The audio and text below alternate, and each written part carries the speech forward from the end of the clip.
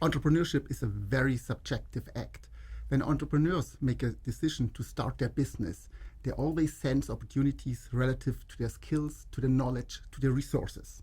Entrepreneurs normally don't have all the resources that they need to start a business or that they wish to start a business. This is actually not a problem because some of the resources you can acquire along the way.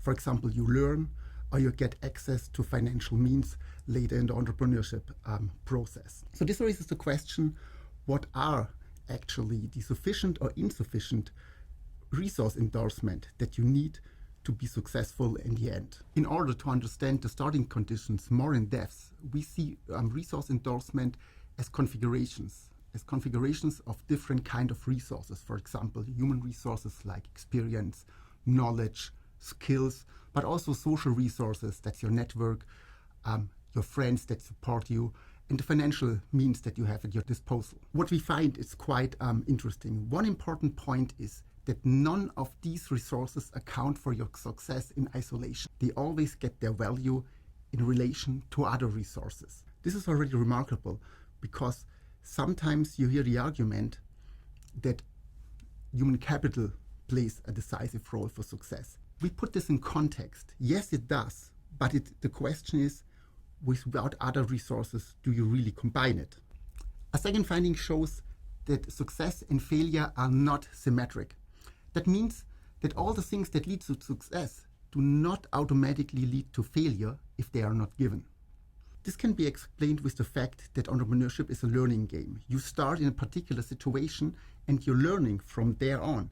Our study shows that it doesn't matter if you have the same resources available that the successful entrepreneurs have. The 3 Fs, family, friends, and fools, may help you to start a business. However, family and friends are less helpful if you have to manage a company that has already reached a certain size. Finally, we looked a little bit deeper on financial resources.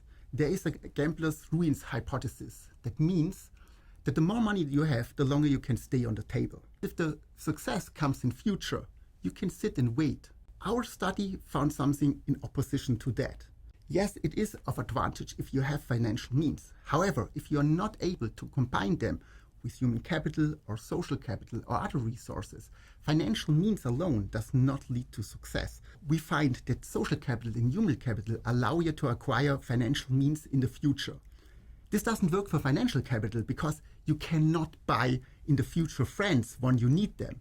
Entrepreneurship is very much a subjective act. So it doesn't make much sense to look at others and try to copy their resource bases. Resource bases are very individual.